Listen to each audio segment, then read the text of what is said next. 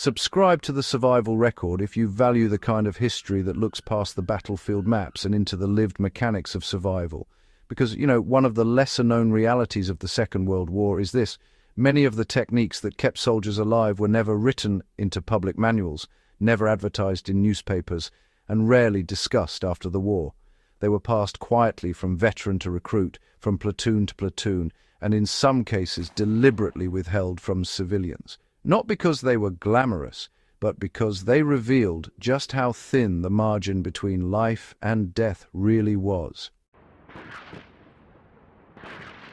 The popular memory of World War II focuses on grand strategy, armoured thrusts, air campaigns, amphibious invasions, but survival at the individual level was often determined by small, disciplined practices. These were hacks in the truest sense, improvised, field-adapted, and shaped by hard experience, and actually many of them influenced military doctrine long after 1945, even if civilians were never formally told. Let's look at 7 of them, not as curiosities, but as lessons in endurance, adaptation, and preparation. The first lesson soldiers learned was that staying dry was often more important than staying armed. In both the European and Pacific theatres, exposure killed with a quiet efficiency that enemy fire could not match. On the Eastern Front, German and Soviet troops alike learned that wet clothing in sub-freezing temperatures meant immobilization within hours. During the winter following Operation Barbarossa, German units discovered that inadequate winter gear could render entire formations combat ineffective before an enemy engagement even began. Veteran infantrymen developed strict routines around moisture control. Boots were rotated whenever possible. Socks were dried inside shirts during marches. Sleeping positions were chosen not for comfort, but for drainage. In the Pacific, United States Marines fighting on islands like Guadalcanal learned to construct raised sleeping platforms from scrap wood and ammunition crates to prevent trench foot and fungal infections. These habits later informed formal cold weather and jungle warfare training. Today's military survival manuals emphasize moisture management as foundational. The civilian outdoor community learned similar lessons decades later, but during the war it was institutional knowledge born of preventable losses. Camouflage was not really about hiding from sight, but, about disrupting patterns. Hollywood often portrays camouflage as simply a matter of color, but during the Second World War, soldiers understood it as a matter of shape and behavior.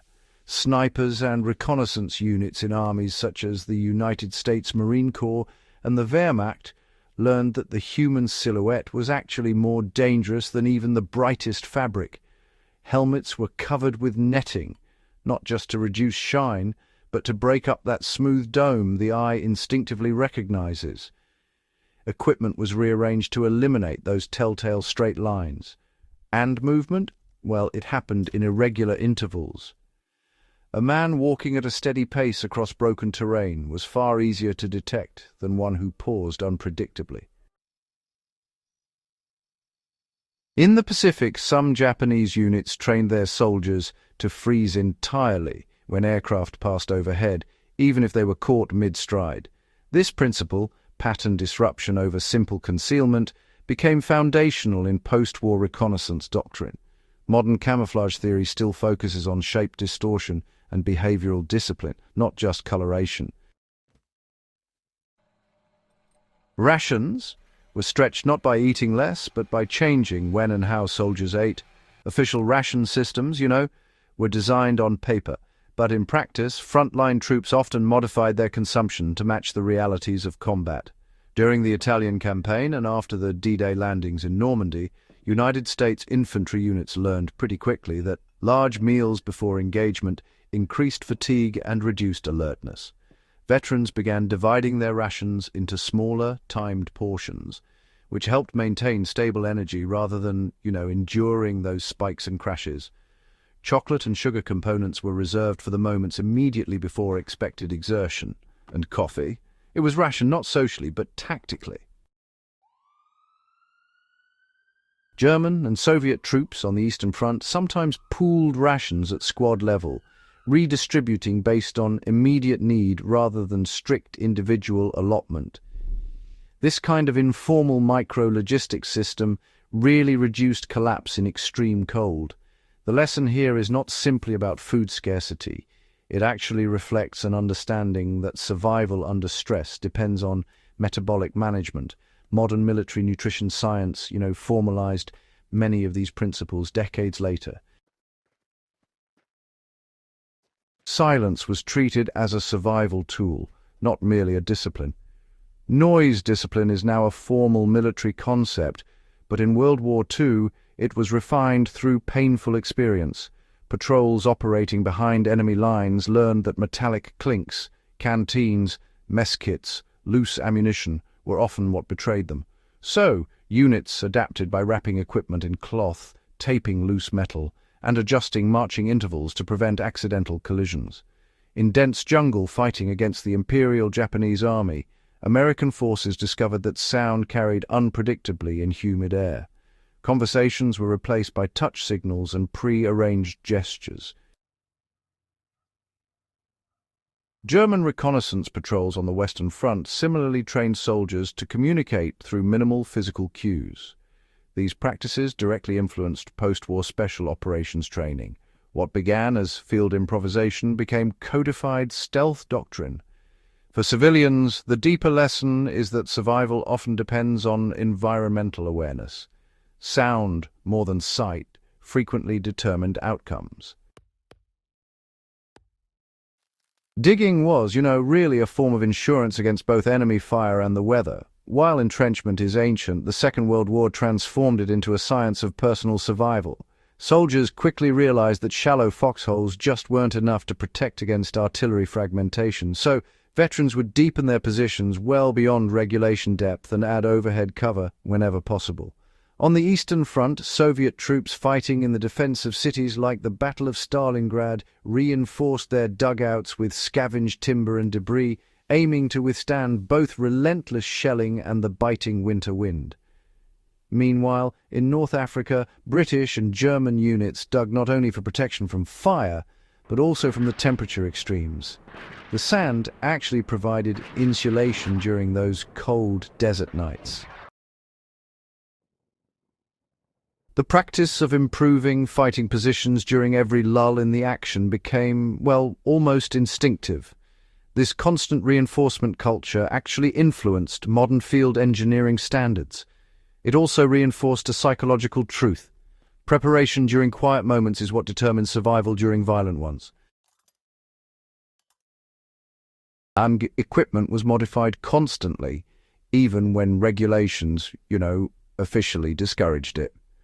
While standardization is essential for military logistics, World War II soldiers frequently altered their issued gear to suit the realities of survival. For example, paratroopers in the 101st Airborne Division cut down straps to reduce snag hazards. Infantrymen would replace heavy steel helmet liners with improvised padding for those long marches. Soviet troops adapted captured German equipment when it proved more suitable for the harsh winter. In the Pacific, Marines shortened rifle slings and waterproofed ammunition pouches with wax and grease, often going beyond official recommendations. These changes were rarely publicized and sometimes even officially frowned upon. But they spread informally because, simply put, they worked. After the war, many of these field-driven modifications informed design improvements. Military procurement systems gradually incorporated lessons first discovered at platoon level. The broader implication is that survival knowledge often emerges from the bottom up. Psychological routines were treated as essential survival mechanisms. Combat fatigue, what we now understand as a spectrum of trauma responses, was widespread. But soldiers developed coping structures long before psychology formalized them. Units established small rituals, brewing coffee at fixed times, maintaining grooming standards even in forward areas, writing letters regularly. During prolonged campaigns, such as the island-hopping operations in the Pacific and the grinding attrition following Operation Overlord, these routines preserved a sense of order. German and Allied forces alike rotated units off the line whenever possible, not merely for rest but to prevent psychological collapse. These practices later influence structured rest and recovery cycles in modern armed forces. The recognition that mental resilience is as critical as ammunition was, really hard won. It remains relevant for anyone studying long-term crisis endurance. Improvised medical knowledge spread faster than official doctrine. Frontline medics and ordinary soldiers alike, they adapted rapidly when official medical support lagged behind battlefield realities. In North Africa and Italy, soldiers learned to treat dehydration aggressively before collapse occurred. In jungle theatres, early cleaning of minor wounds became routine to prevent infection in humid climates. Field-expedient tourniquet use and rapid bandaging practices were, honestly, refined through necessity. Although modern trauma care has advanced dramatically, the principle that immediate action saves lives was reinforced repeatedly during World War II. Many civilian emergency response techniques trace their lineage back to wartime adaptation. Yet at the time, much of this knowledge circulated informally within units rather than through public channels. World War II is often remembered for its scale, armies of millions, continents in conflict, but survival came down to habits measured in inches and minutes. Staying dry, breaking your silhouette, eating strategically, moving silently, digging deeper, modifying equipment, protecting mental endurance, acting medically without hesitation. These were not dramatic innovations.